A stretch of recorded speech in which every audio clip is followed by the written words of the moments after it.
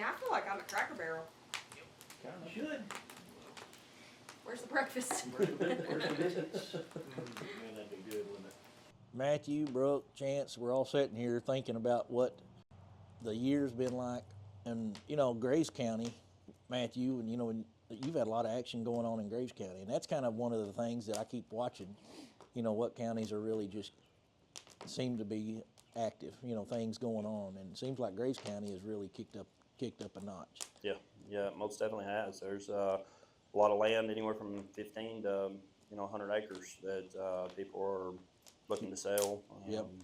So yeah, it's definitely Graves County is been pretty hot with the land. So. Been pretty good for you. Yeah, most definitely. That's good.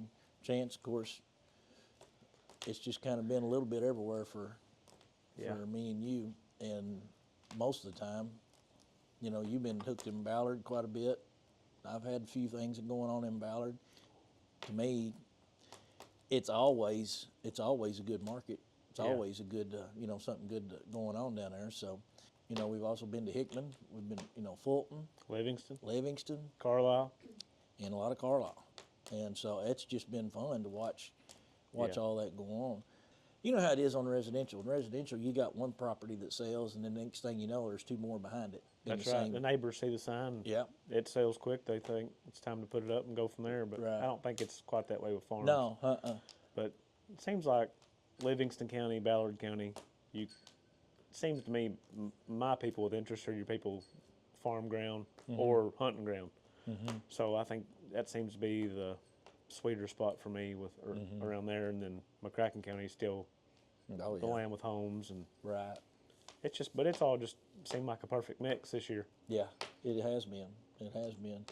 And we've had our backbone of the party, backbone of the team sitting here just kind of doing, keeping us in line, keeping things going, which has been a great addition, been a great transition. I sure am trying. I'll make it tough.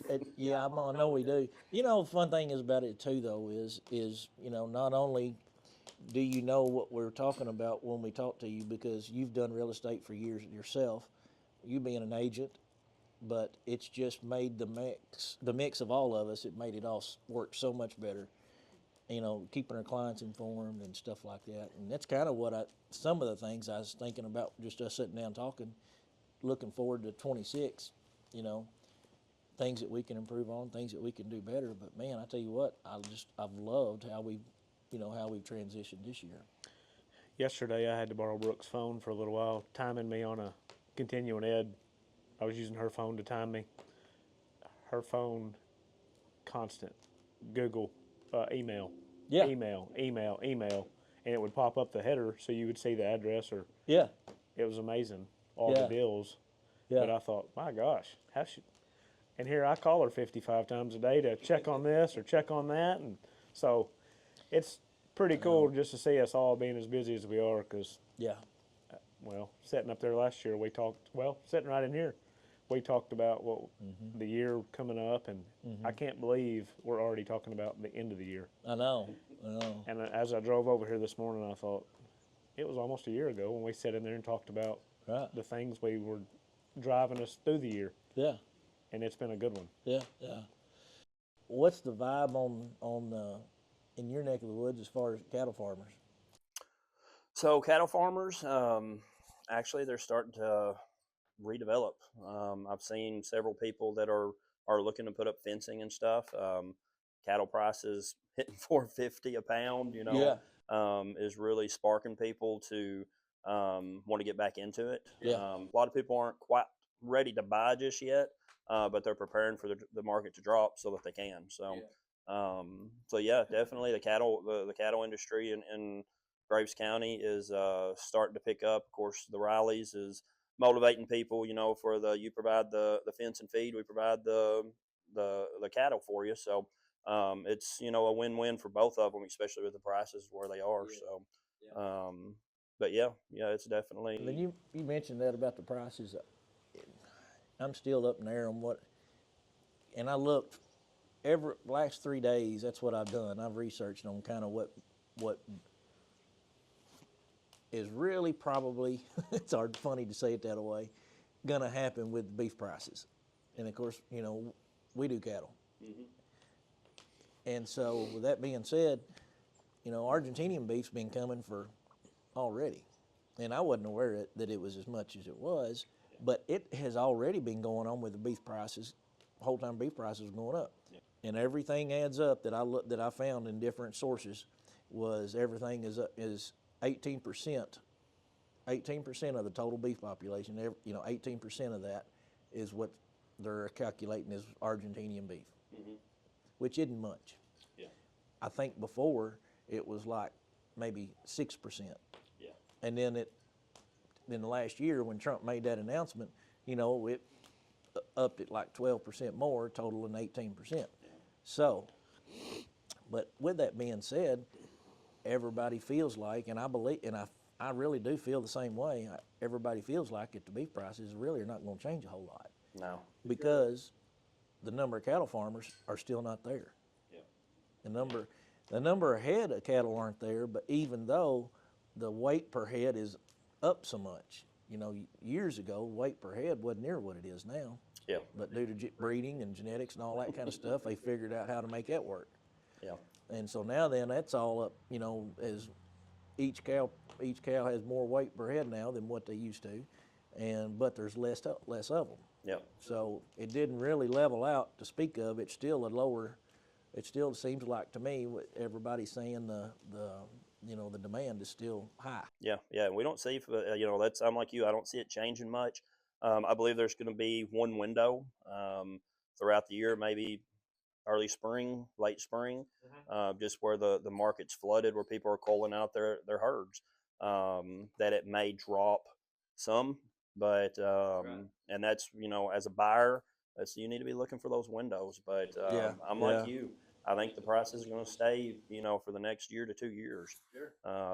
But just because, like you said, it's you've got people that are like the Browns there in Graves County just built a place where they're opening up a slaughter and market to where they're selling their own beef. It's no longer a freezer beef that, you know, I'll raise it up for you, but they've got a market where you can go in and shop locally raised, you know, Kentucky Proud meat.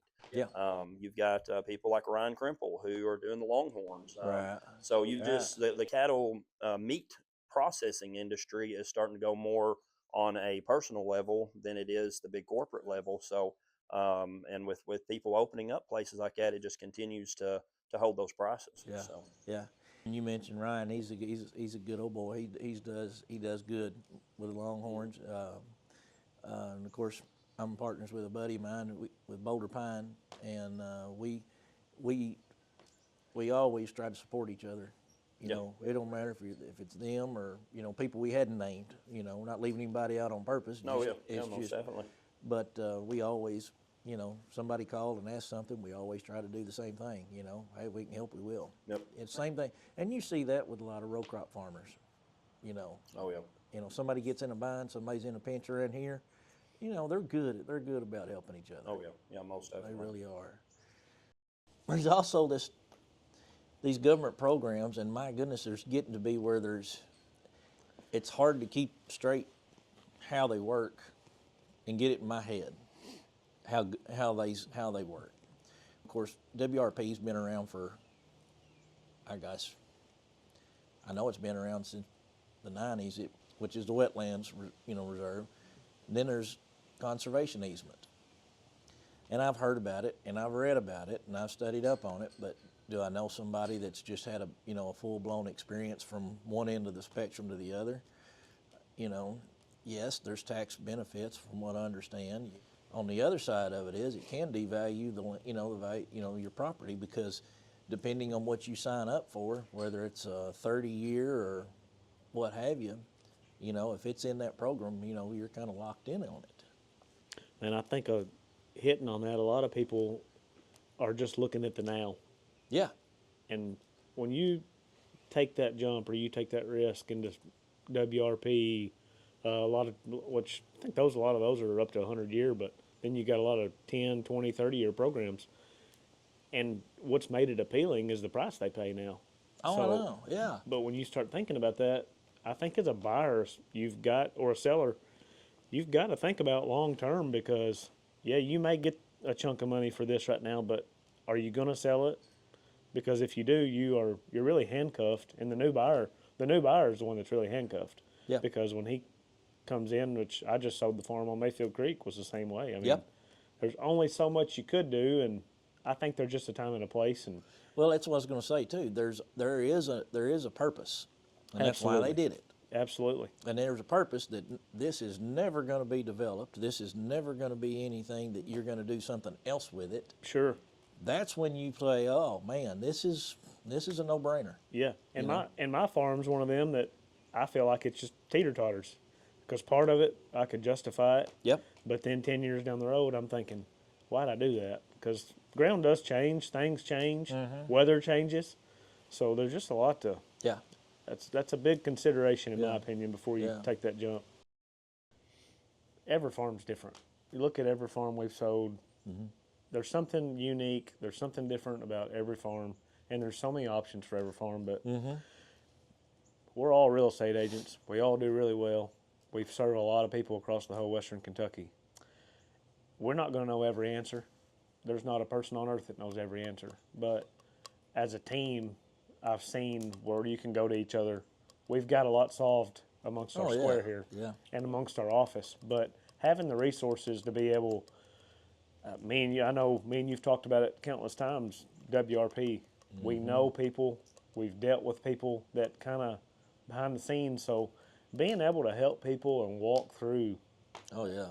it's Yeah. helped me this year on a couple sales. Just Well, the thing having about it people is that can talk too to. is it's no secret. You know, farmers are searching for ways to make things work, right, and you know the ones that are doing good, yeah. but that's not the majority of them. And what you just said, it's not a secret. But I just sold 60 acres here in McCracken County, and talking about the different options, those buyers had no idea.